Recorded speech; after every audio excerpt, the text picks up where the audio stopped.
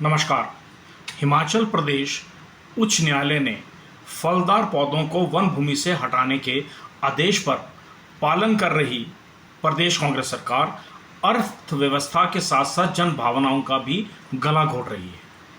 कांग्रेस सरकार अगर सीपीएस के मामले में सुबह होने से पूर्व सर्वोत्तम न्यायालय पहुंच सकती है, पालमपुर विश्वविद्यालय की भूमि को पर्यटन के नाम पर अधिग्रहण न होने पर उच्चतम न्यायालय के विरोध में 24 घंटे में सर्वोत्तम न्यायालय पहुंच सकती है, तो आखिर करोड़ों के सेब उत्पादन व अर्थव्यवस्था पर खामोश क्यों है?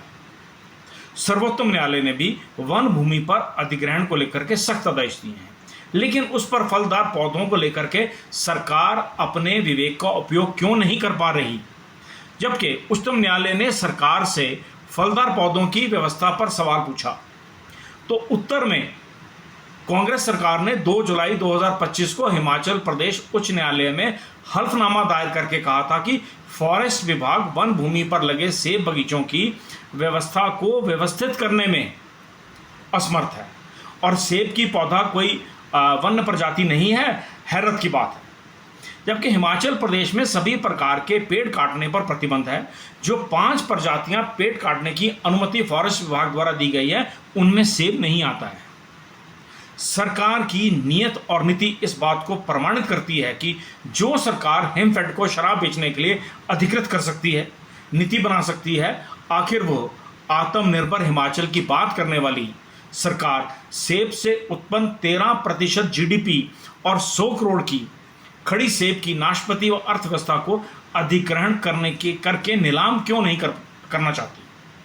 अगर फॉरेस्ट कारपोरेशन चील के पौधों पर कोन, जिसे हम कुपियां कहते हैं, लगाने के ठेके दे सकता है, तो सरकार भूमि पर फलदार पौधों को सरकार क्यों नहीं बेच सकती? और सरकार में बैठे हुए भ्रष्ट अधिकारी और सेक्रेटरी अगर 10 लाख के सेब राजस्थान और दिल्ली पहुंचा सकते हैं, तो नीति बना करके सचिवालय से मुख्यमंत्री कार्यालय यानी कि सड़क के इस पार से उस पार क्यों नहीं भेज सकते? जनता सब समझती है। हम हिमाचल और हिमाचलियत दस्तावेज के पेज नंबर 13 के क्रम नंबर 1 में खेती और बागवानी में कांग्रेस ने दावा किया था कि सत्ता में आते ही कृषि और बागवानी कमीशन का गठन किया जाएगा। आज कहां है कमीशन? सरकार दावे करती है भांग की खेती के। क्या सरकार सुनिश्चित कर सकती है कि भांग की खेती वन भूमि पर नहीं होगी? सत्य यह है कि एक क्षेत्र विशेष के लोगों को प्रताड़ित करने का यह एक संयोजित षड्यंत्र है। फॉरेस्ट विभाग 400 एकड़ भूमि पर फलदार पेड़ काटने के लिए कश्मीरी लेबर को ठेके दे रहा है। अरे भाई, बिलासपुर से वन काटू बुला लेते। उच्चतम न्यायालय में प्रदेश का पक्ष रखने में असफल रही सरकार हिमाचल प्रदेश की संपत्तियों को नुकसान पहुंचा रही है। चाहे वो 18 होटल का मामला हो या हिमाचल प्रदेश में हिमाचल भवन का मामला हो। जिस न्यायालय के आदेश का हवाला देकर जनता को भ्रमित किया जा रहा है, उसी न्यायालय के अनेक आदेशों को नजरअंदाज भी किया जा रहा है। कर्मचारियों से लेकर सेवानिवृत्त कर्मचारियों की प्रमोशन, वित्तीय लाभों, प्राय हुए अनेक फैसलों को सरकार नजरअंदाज करती है और कई मामलों में तो न्यायालय ने कॉस्ट भी लगा चुकी है।